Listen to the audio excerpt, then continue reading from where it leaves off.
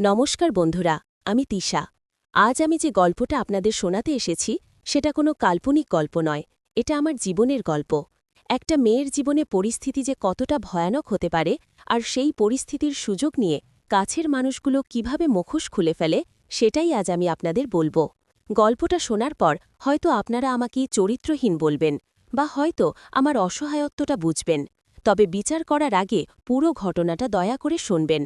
আর হ্যাঁ, যারা আমাদের চ্যানেলে নতুন তারা অবশ্যই চ্যানেলটি সাবস্ক্রাইব করে বেল আইকনটি ক্লিক করে দিন, যাতে আমার জীবনের পরবর্তী আপডেটগুলো আপনারা মিস না করেন। চলুন শুরু করা যাক আমার জীবনের সেই কালো অধ্যায়। আমার নাম তিশা, বয়স 23, অনার্সে পড়ছি। আমরা ছিলাম মধ্যবিত্ত সুখী পরিবার, কিন্তু সুখ জিনিসটা বোধহয় আমাদের কপালে বেশি দিন সয় না।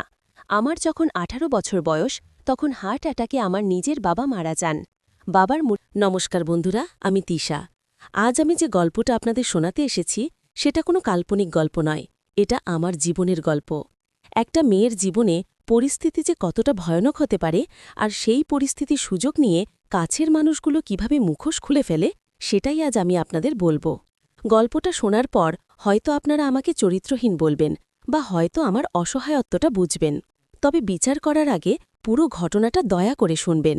আর হ্যাঁ, যারা আমাদের চ্যানেলে নতুন তারা অবশ্যই চ্যানেলটি সাবস্ক্রাইব করে বেল আইকনটি ক্লিক করে দিন, যাতে আমার জীবনের পরবর্তী আপডেটগুলো আপনারা মিস না করেন। চলুন শুরু করা যাক আমার জীবনের সেই কালো অধ্যায়। আমার নাম তিশা, বয়স 23, অনার্সে পড়ছি।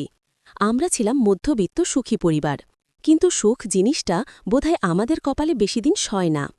আমার যখন 18 বছর বয়স তখন হার্ট অ্যাটাকে আমার নিজের বাবা মারা যান। বাবার মৃত্যুতে আমাদের পৃথিবীটা থমকে গিয়েছিল। আমি আর মা, দুজন নারী এই নিষ্ঠুর সমাজে একা হয়ে পড়লাম। মা খুব ভেঙে পড়েছিলেন, কিন্তু আমার দিকে তাকিয়ে তিনি আবার শক্ত হলেন। তবে বাবার রেখে যাওয়া টেনশনে সংসার চলা দায় হয়ে পড়েছিল। এরই মধ্যে আমাদের আত্মীয়রা মাকে আবার বিয়ে করার জন্য চাপ দিতে থাকে। মায়ের বয়স তখন 42, কিন্তু দেখতে তিনি তখনও বেশ সুন্দরী ছিলেন। শেষমেশ আত্মীয়দের চাপে এবং আমাদের ভবিষ্যতের কথা ভেবে মা রাজি হলেন। বিয়ে হল রফিক আঙ্কেলের সাথে। রফিক আঙ্কেল ছিলেন একজন ব্যবসায়ী, বিপত্নিক। তার কোনো সন্তান ছিল না। তিনি আমাদের দায়িত্ব নিলেন। প্রথম 2 বছর সব ঠিকঠাকই ছিল। রফিক আঙ্কেল, যাকে আমি এখন ছোট বাবা বলে ডাকি, তিনি আমাকে মেয়ের মতোই স্নেহ করতেন। আমার পড়ালেখার খরচ, মায়ের ওষুধ সব তিনি হাসি মুখেই দিচ্ছিলেন।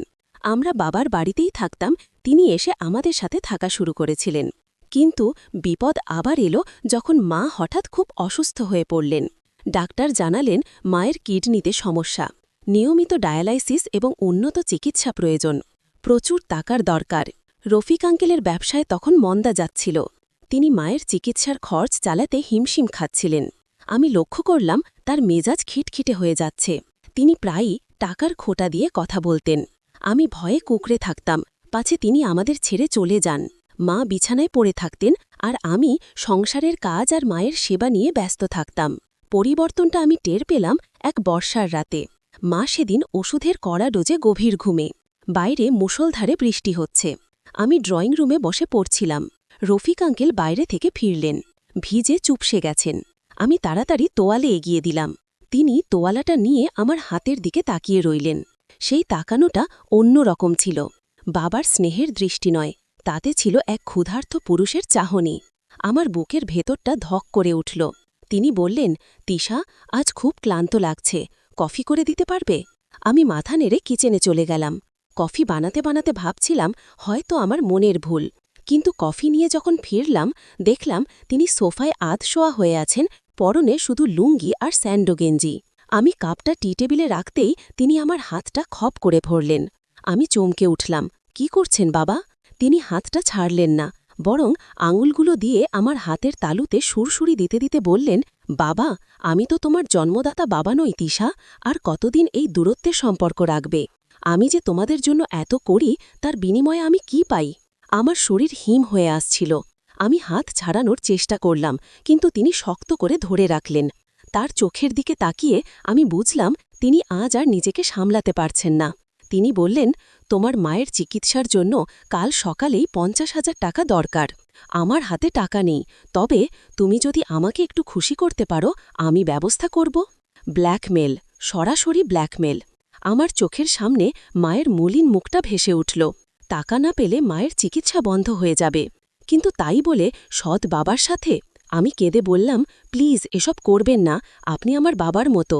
তিনি হাসলেন, একটা ক্রূর হাসি। এক টানে আমাকে তার কাছে টেনে নিলেন। আমি ভারসাম্য হারিয়ে তার পায়ের কাছে সোফায় পড়ে গেলাম। তিনি আমার মুখের খুব কাছে এনে ফিসফিস করে বললেন, সমাজ কি তোমার মায়ের চিকিৎসার টাকা দেবে? আমি দিচ্ছি। বিনিময়ে আমি শুধু একটু সঙ্গ চাই, বেশি কিছু না, শুধু একটু আদর। আমার শরীর কাঁপছিল, ঘৃণা আর ভয়ের এক অদ্ভুত মিশ্রণ। কিন্তু ওই মুহূর্তে আমার মাথায় শুধু মায়ের কথা ঘুরছিল। আমি যদি আজ না করি, কাল মা হয়তো চিকিৎসার অভাবে মারা যাবেন। আমি নিস্তেজ হয়ে বসে রইলাম। আমার নীরবতাকে তিনি সম্মতি হিসেবে নিলেন। তিনি ধীরে ধীরে আমার চুলের ভেতর হাত ঢুকিয়ে পেলেন। তার কর্কশ হাতের স্পর্শে আমার মেরুদণ্ড দিয়ে একটা ঠান্ডা স্রোত বয়ে গেল। তিনি আমার কানের লতিতে মুখ ঘষতে শুরু করলেন। তার গরম নিঃশ্বাস আমার গাড়ে পড়তেই আমি শিউরে উঠলাম। অদ্ভুত এক অবশ করা অনুভূতি আমাকে গ্রাস করছিল। তিনি যখন আমার গলার কাছে ঠোঁট ছোঁয়ালেন, আমি চোখ বন্ধ করে ফেললাম। আমার মনে হচ্ছিল আমি কোনো গভীর খাদে পড়ে যাচ্ছি। তিনি আমার চিবুক ধরে মুখটা তার দিকে ফেরালেন। তার চোখে তখন কামনার আগুন। তিনি বললেন, তুমি জানো না তিশা, কতদিন ধরে আমি এই মুহূর্তটার অপেক্ষা করছি। তোমার এই শরীরটা আমাকে পাগল করে দেয়। কথাটা বলেই তিনি আমার ঠোঁটে তার ঠোঁট ডুবিয়ে দিলেন। আমি বাধা দিতে পারলাম না। আমার হাত দুটো তার কাঁধে উঠে এলো, নিজের অজান্তেই। হয়তো ভয়ে, নয়তো পরিস্থিতির চাপে আমি আত্মসমর্পণ করলাম। তিনি আমাকে সোফায় শুইয়ে দিলেন। আমার কামিজের ফাঁক দিয়ে তার হাত যখন আমার শরীরে প্রবেশ করল, তখন আমার শরীরে লোম খাড়া হয়ে গেল। তার অমসৃণ হাত আমার পেটের ওপর দিয়ে যখন বুকের দিকে এগোচ্ছিল, তখন আমার শ্বাস ভারী হয়ে আসছিল। তিনি আমার শরীরের দিকে তাকিয়ে থাকার সময় আমার শরীরে কি যেন এক উত্তেজনার সৃষ্টি হচ্ছিল। আমি নিজের ওপর নিয়ন্ত্রণ হারিয়ে ফেলছিলাম। ঘৃণা থাকলেও শরীরের তো একটা নিজস্ব ভাষা আছে। তিনি যখন আমার কোমরে হাত দিয়ে আমাকে তার শরীরের সাথে নিবিড়ভাবে চেপে ধরলেন, তখন আমি তার বুকের উষ্ণতা অনুভব করছিলাম। তিনি পাগলের মতো আমার গলায় বুকে চুমু খেতে থাকলেন। তার অন্য হাতটা আমার শরীরের স্পর্শকাতর জায়গাগুলোই বিচরণ করছিল। আমি ফিসফিস করে বললাম, আস্তে, মা জেগে যাবে। এই কথাটা যেন তাকে আরও উত্তেজিত করে তুলল। তিনি আমার কানের কাছে ফিসফিস করে বললেন, আজ কেউ জাগবে না, আজ শুধু তুমি আর আমি। সে রাতে বাইরে যেমন ঝড় ছিল, আমার মনের ভেতরেও তেমন ঝড় বয়ে গিয়েছিল। সেই রাতে আমি আমার সতীত্ব হারিয়েছিলাম আমার সৎ বাবার কাছে, শুধুমাত্র আমার মাকে বাঁচানোর জন্য। কিন্তু সেই শুরু। এরপর থেকে এটা নিয়মিত ঘটনায় পরিণত হল। মা যখনই ঘুমাতেন বা তিনি যখনই সুযোগ পেতেন, আমাকে ডাকতেন। আমিও ধীরে ধীরে এক অদ্ভুত মায়াজালে জড়িয়ে পড়লাম। ঘৃণাটা কমে গিয়ে এক ধরনের অভ্যস্ততা আর নিষিদ্ধ ভালো লাগা তৈরি হতে শুরু করল। সামাজিকভাবে এই সম্পর্কের কোনো নাম নেই, স্বীকৃতি নেই, কিন্তু চার দেওয়ালের ভেতর আমাদের এই অবৈধ সম্পর্কটা দিনের পর দিন গভীর হতে থাকল। এখন আমি জানি না এই পথ কোথায় শেষ হবে। রফিক আঙ্কেল আমার মায়ের স্বামী, আবার আমার শরীরের সঙ্গী। এই পাপের বোঝা আমি কতদিন বইব জানি না, কিন্তু মায়ের মুখের দিকে তাকালে সব ভুলে যাই। মা বেঁচে আছেন, এটাই আমার কাছে সব। বন্ধুরা, এটাই ছিল আমার জীবনের গল্প।